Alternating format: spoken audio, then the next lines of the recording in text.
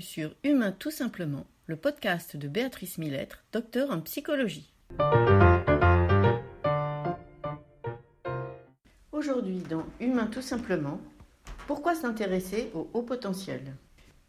Pourquoi parler des hauts potentiels alors même qu'ils ne sont pas considérés comme présentant une pathologie ? En effet, le haut potentiel n'est ni un trouble, ni une pathologie, et à ce titre, on ne le trouvera pas référencé dans les manuels diagnostiques des pathologies ou des problématiques mentales. Qu'est-ce que ça veut dire ? Ça veut donc dire que, puisque ce n'est pas répertorié, que les personnes à haut potentiel vont bien. Alors, entendez-moi, je ne veux pas dire que toutes les personnes vont bien, mais statistiquement, la majorité d'entre elles vont bien. Sinon, si la majorité d'entre elles allait mal, ça serait considéré comme une pathologie. Donc le haut potentiel n'est pas une pathologie, c'est un ensemble de caractéristiques qui font d'une personne au potentiel quelqu'un d'un peu singulier. Nous sommes tous singuliers, vous allez me dire, pourquoi parler donc plus des hauts potentiels que de n'importe qui ?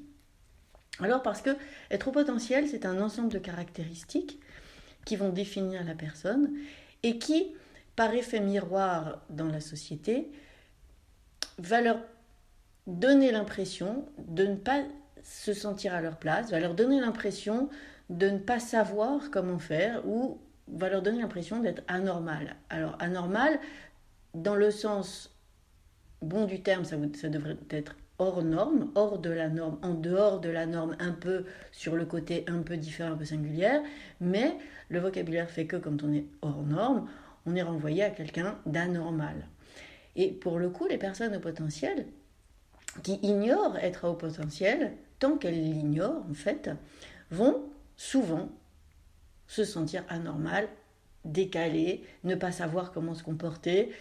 Un peu, si vous voulez, comme si vous aviez l'évidence que vous deviez aller dans une direction donnée, que tout le monde vous dise d'aller dans une autre direction. Mais à un moment donné, si vous allez dans cette autre direction, vous allez vous perdre en route, vous n'allez plus réussir à fonctionner harmonieusement. Peut-être que vous y arriverez à fonctionner tout court, je veux dire, mais ça ne sera ni fluide, ni serein, ni harmonieux. Donc l'intérêt de parler du haut potentiel, évidemment, quand on en parle, on dresse une espèce de portrait robot, de stéréotype, qui n'est pas la réalité que chacun d'entre vous peut vivre, mais qui permet de décrypter un peu les mécanismes sous-jacents à ce fonctionnement spécifique, qui permet d'en avoir connaissance, de l'accepter, de se l'approprier, pour enfin en faire quelque chose, de l'assumer et de se sentir à sa place, de fonctionner de manière plus harmonieuse et plus fluide. Alors, nombre de personnes au potentiel ignorent qu'elles sont à haut potentiel et fonctionnent tout à fait bien ainsi. Des personnes, on sait aujourd'hui, pour lesquelles l'environnement a joué un rôle prépondérant, a joué un rôle épanouissant, a joué un rôle encourageant. Ce sont des familles, par exemple, qui, je pense à un jeune homme qui était venu me rencontrer, juste pour témoigner de ce qu'avait été son existence.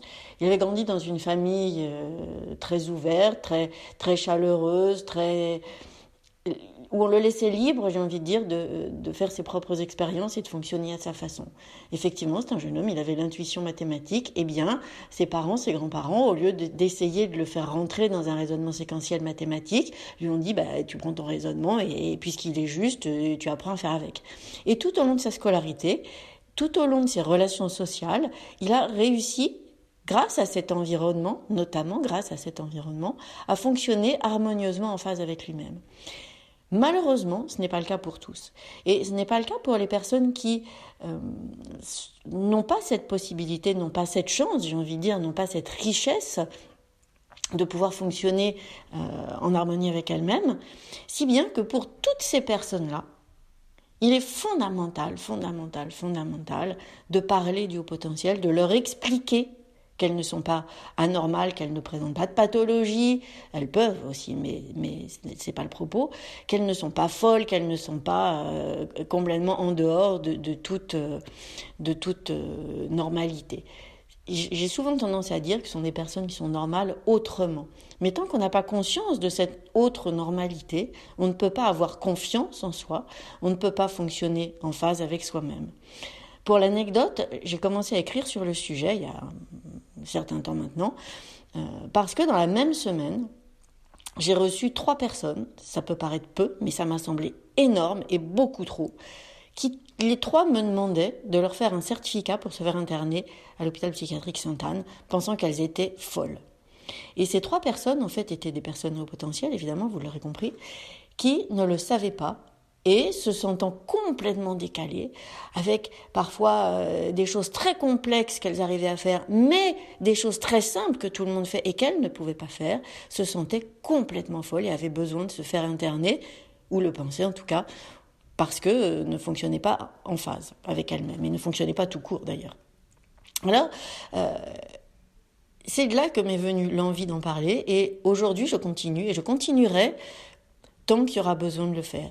Il y aura besoin de le faire tant que nous n'aurons pas, tous autant que nous sommes, la société, les entreprises, les écoles, que tous autant que nous sommes, nous n'aurons pas ce regard ouvert sur chacun, sur la singularité de chacun. Alors on parle de haut potentiel aujourd'hui, on pourrait parler de la neurodiversité, qui est aussi un thème qui est très porteur aujourd'hui dans l'idée de l'inclusion, et de la neuro-inclusion, j'ai envie de dire.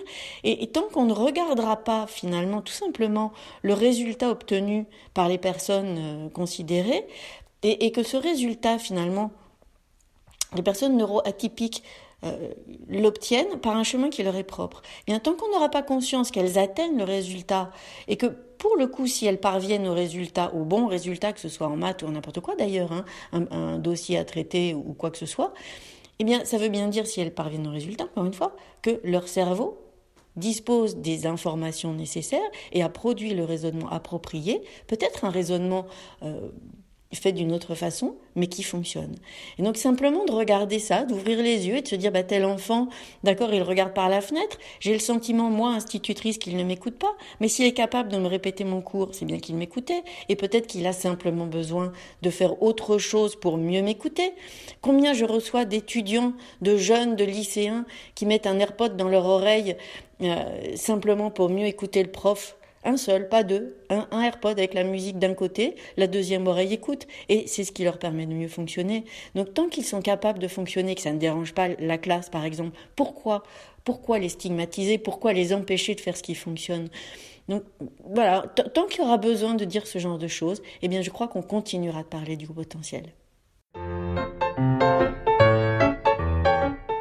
C'est fini pour aujourd'hui, n'hésitez pas à me laisser des messages, à me dire les sujets que vous aimeriez me voir aborder. Je vous souhaite une excellente semaine. Portez-vous bien. À la semaine prochaine. And the world has made me strong, but it can't contain me long.